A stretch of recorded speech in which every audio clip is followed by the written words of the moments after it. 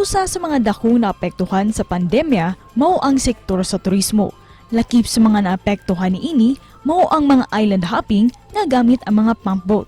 Apan karon atong kumustahon ang mga pump boat business owners sama ni Mark Ramirez kung unsa nakahaang dagan sa ilang negosyo labi na nga gibalik na ang pagsaulog sa Sinulog.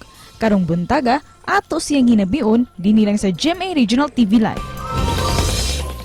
Subay niining umaabot nga fluvial procession sa kapistahan ni Senyor Santo Niño atong kumustahon usab ang usa sa mga industriya nga mosalmot niini ang pump boat business. Let's all welcome Mr. Mark Ramirez. Mayong buntag kanimo Sir Mark ug welcome dinhi sa GMA Regional TV Live. Maayong buntag. Sister. Sir, kumusta ang inyong island hopping, tour guide, and pump boat business this year?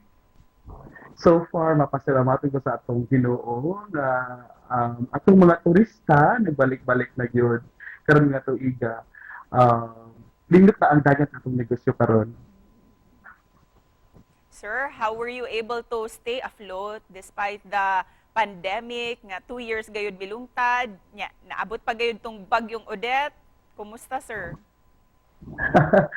So for katugid nga pandemya daw, madam, Sister, we're back to zero.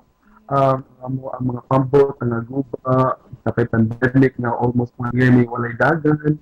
So ang among experience is delay dito maayo na tuig, pero upan karon nagpo-full me mga tour operators nga manindot ang dagan sa tuig 2023. And we're praying for the best usab alang kaninyong tanan sir sa inyong industriya. Pero going back sir, pila nakakatuig niining pump boat business ug nganong kini ang imuhang napili nga inegosyo? Nagsugod ko ani nga negosyo 2012, way back. I'm still working in a call center. Naitabo din siya na day off na ko niadto ko Cordova. Di sakay dito pa sa Pantalan na pump boat na nagwento pa doon sa isla. That time, wala ko kabalo. Unsa ni siya nga isla mapadong, pero padong sa Hilutuman Island, part sa Cordova. Na ako na ila-ila nga family, nga arong family, then they have 7 boats. Then, iya kong isultian, Sir Marky, nang basin ganahan ka mo suway aning nga business, kay nindot rabali, anin happy. Busa Sir Mark, karon nga balik sa normal na, ibalik na usab ang fluvial procession. How do you feel nga usa ang imuhang pump boat sa mga gikuha para sa umaabot nga fluvial procession? Yes, I feel so blessed nga sa ako ang mga devotee sa Santo Niño, gipili ang akong bangka para mosalmot sa atong fluvial procession this coming Saturday. So I'm so happy. Ang uban ani madam, mga repeat guests na from previous years, aside itong pandemic wala ka operate, pero kani atong mga guests nga ron atong gi-accommodate is ato ani siya mga repeat guests.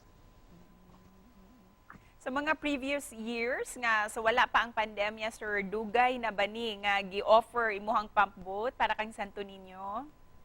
Yes, ma'am.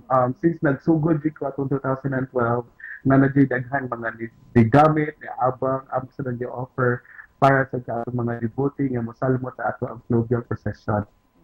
Wow, very blessed indeed. Para kanimo sir, what makes this event very significant para kanimo? Yeah, this is very special to me because if wala akong Ginoo, di ba?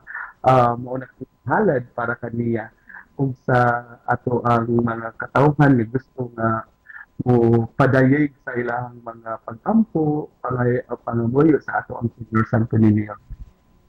Ug isip halad kang Senyor Santo Niño. Sir, kumusta ang imong pagpangandam? Ilabi na ang disenyo sa imuhang pump boat.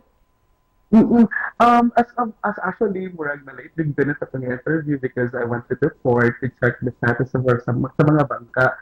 Ganina nagpamintal ni sa mga bangka, nagputang, among ipag-renovate, among ipagwapahan ang mga bangka. Ug isip para po sir, unsay mensahe nimo para sa ato ang mga kapuso nga nagtan-aw karon?